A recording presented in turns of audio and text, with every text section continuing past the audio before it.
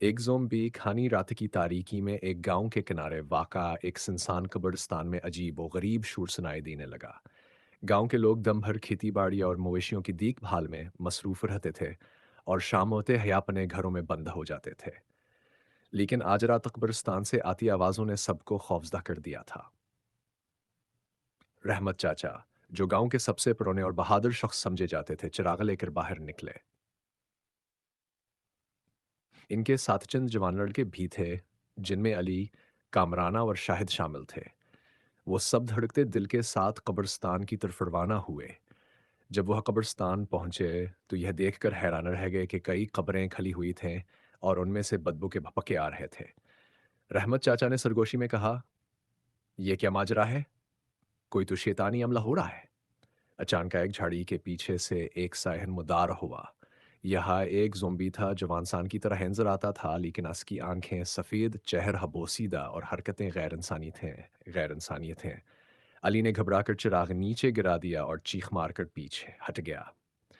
Zombie ने इनकी तरफ बढ़ना शुरू कर दिया। कामरान ने जल्दी से एक मुटंडा उठाया और उसके सर पर वार किया, लेकिन ज़ोंबी ने कोई असर नहीं लिया। इसके बजाय वहां सब की तरफ लपका। शाहिद ने बुलंद आवाज में कहा, यहाँ इंसान नहीं है, हमें वापस गांव भागना होगा। गांव में खौफ की लहर, तीनों नौजवान और रहमत चाचा गांव वापस भागे और सारी कहानी गांव वालों को सुनाई। गांव में खौफ की लहर दौड़ गई। सब ने अपने घरों के दरवाजे और खिड़कियां बंद कर लें। गांव के इमाम साहब ने सबको मस्जिद में बुलाया और कहा, यह वक्त डरने का नहीं, हमें इस मुसीबत का हल निकालना होगा।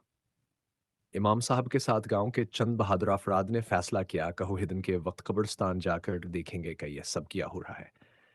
हकीकत की सुबह इस हकीकत की खोज अगली सुबह सूरज निकलते ही इमाम साहब, रहमत चाचा और चंद जवान कब्रिस्तान पहुंचे।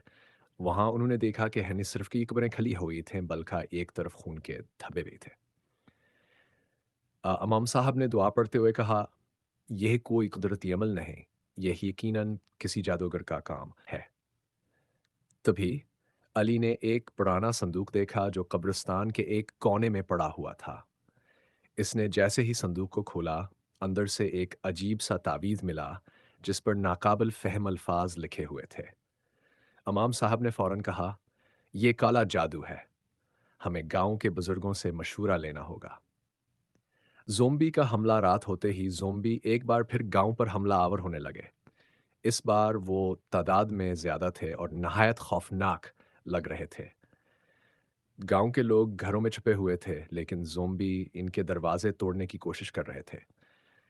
रहमत चाचा ने कहा, हमें एक साथ होकर उनका मुकाबला करना होगा। ये हमारे ईमान और हौसले का इम्तिहान है।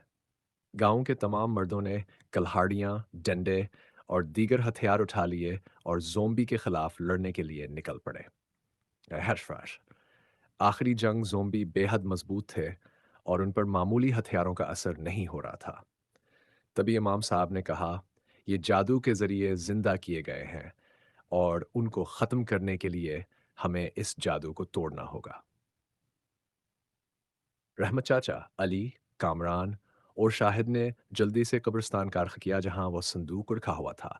इमाम साहब ने गांव के दीगर अफराद को जोम्बियों से लड़ने में मशगूल रखा। कब्रिस्तान पहुंचकर इमाम साहब ने तावीज़ को खोला और उस पर पढ़ाई शुरू की।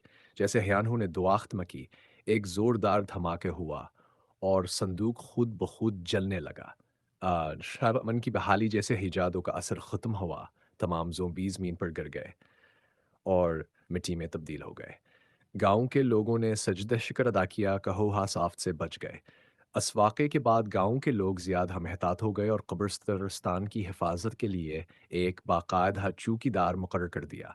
इमाम साहब ने गांव वालों को यह नसीहत की कि हायमाना और इत्तेहाद से बड़ी कोई ताकत नहीं।